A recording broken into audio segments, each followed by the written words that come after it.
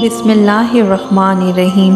शुरू करती हूँ अल्लाह के नाम से जो बहुत बड़ा मेहरबान और निहायत रहम करने वाला है। ए अल्लाह पाक, जो ज़िंदगी गुज़र गई इस पे तेरा शुक्र अदा करते हैं, जो ज़िंदगी बाकी रह गई है इस पे तेरी रहमत के तलबगार हैं। हम सब पर अपनी रहमत के दरवाज़े खोल दे, आमीन। अस्सलामुअलैकुम मेरी यूट्यूब की बहनों और भाइयों। आज मेरी वीडियो का उन्वान इस्तग़फ़ार और तौबा का एक सच्चा वाक़या है। वीडियो की तफसील में जाने से पहले मेरी आपसे गुजारिश है, अगर आपको मेरा चैनल पसंद आ रहा है तो काइंडली मेरी वीडियो को लाइक कर दें, चैनल को सब्सक्राइब कर दें और बेल का नोटिफिकेशन दबाना मत भूलिएगा। मेरे साथियों, अल्लाह ताला ने इस्तग़फ़ार को गुनाहों के ज़हर को ख़त्म करने का एक तरीका बनाया है। इस्तग़फ़ार के मायने अल्लाह ताला से मग़फ़िरत मांगना है। हर बदतर गुनाह जो हक़ूक़ अल्लाह से मुतल्लिक़ हो, तौबा और इस्तग़फ़ार से इसकी तलाफ़ी करनी चाहिए। और बज़ाहिर कोई गुनाह सरज़द ना हो तब भी इस्तग़फ़ार कसरत से करते रहना चाहिए। हर मुसलमान जानता है कि सरकार दो आलम सल्लल्लाहु अलैहि वसल्लम गुनाहों से बिल्कुल पाक और मासूम थे। इसके बावजूद आप सल्लम फरमाते हैं कि मैं अल्लाह ताला से रोज़ाना 70 से ज़्यादा मरतबा इस्तग़फ़ार करता हूँ। एक हदीस शरीफ में सरकार दो आलम सल्लल्लाहु अलैहि वसल्लम का इरशाद है कि जो शख्स इस्तग़फ़ार की पाबंदी करे, अल्लाह ताला उसके लिए हर तंगी में आसानी की राह निकाल देते हैं और हर गम को दूर फरमाते हैं और उसको ऐसी जगहों से रिज़्क़ अता फरमाते हैं जहां से उसको गुमान भी नहीं होता।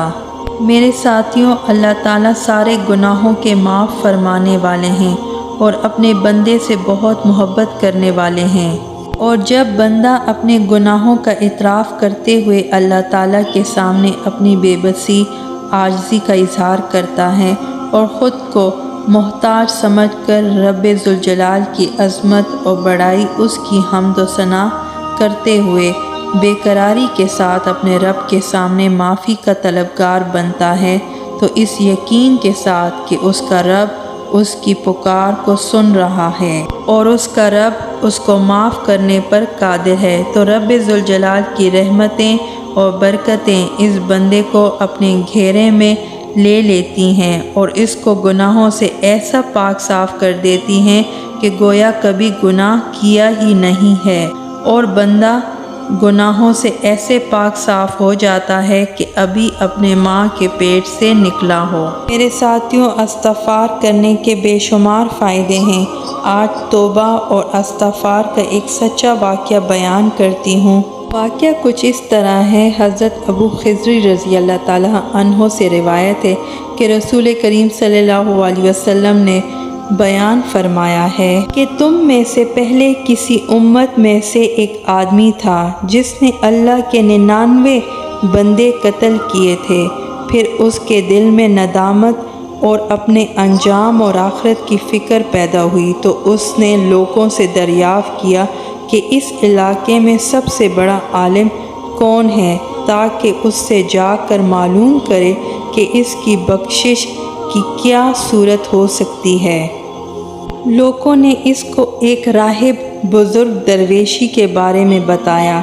चुनाचा वो उनके पास गए और उनसे अर्ज़ किया कि मैंने 99 कत्ल किए हैं, तो क्या ऐसे आदमी की भी तौबा कबूल हो सकती है?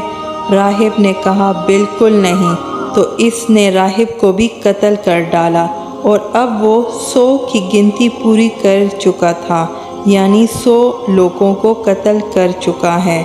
लेकिन फिर भी उसके दिल में वही खलिश और फ़िक्र पैदा हुई और फिर उसने कुछ लोगों से बड़े आलिम के बारे में पूछा, तो उन्होंने किसी और बुज़ुर्ग आलिम का पता बता दिया। वो उनके पास भी पहुंच गए और कहा, मैंने 100 कत्ल किए हैं, तो क्या ऐसे मुजरिम की भी तौबा कबूल हो सकती है? इस शख्स ने मज़ीद पूछा कि मैं तो कातिल हूँ, क्या मेरी बख्शिश हो सकती है? आलिम ने कहा, हाँ, ہاں ایسے کی بھی توبہ قبول ہو سکتی ہے، اور بھلا وہ کون ہے جو تمہاری اور توبہ کے درمیان میں حائل ہو سکے؟ یعنی کسی مخلوق میں یہ طاقت نہیں کہ اس کی توبہ کو قبول ہونے سے روک دے۔ عالم نے اس قاتل کو کہا کہ تم فلاں بستی میں چلے جاؤ، وہاں اللہ کے عبادت گزار کچھ بندے رہتے ہیں، تو بھی وہاں جا کر ان کے ساتھ رہو اور عبادت میں لگ جاؤ۔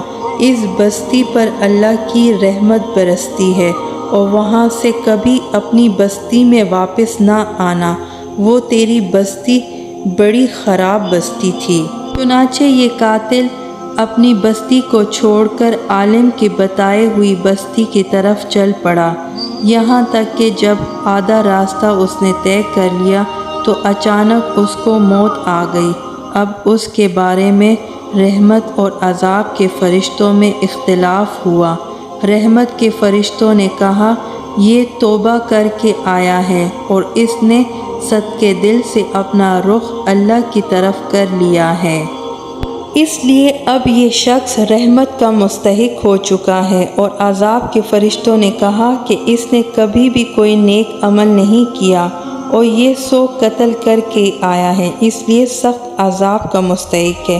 اس وقت ایک فرشتہ اللہ کے حکم سے آدمی کی شکل میں آیا، اور فرشتوں کے دونوں گروہوں نے اس کو اپنا فیصلہ کرنے والا مان لیا۔ اس نے فیصلہ دیا کہ دونوں بستیوں تک کے فاصلے کی پیمائش کر لی جائے، یعنی شر و فساد والی وہ بستی جس سے وہ چل کے آیا تھا، اور اللہ کے عبادت گزاروں والی وہ بستی جس کی طرف وہ جا رہا تھا۔ پھر جس بستی سے وہ نسبتاً قریب ہوگا اس کو اسی کا مان لیا جائے گا۔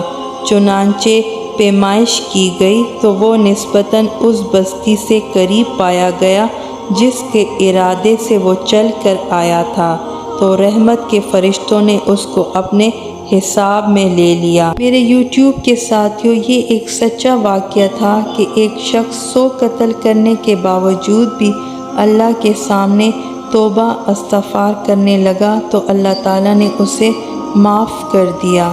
تو ہم روزمرہ زندگی میں اگر استغفار کا ذکر کریں تو اللہ تعالیٰ ہمارے گناہوں کو معاف فرمائیں گے اور ہماری زندگیوں میں آسانیاں عطا فرمائیں گے۔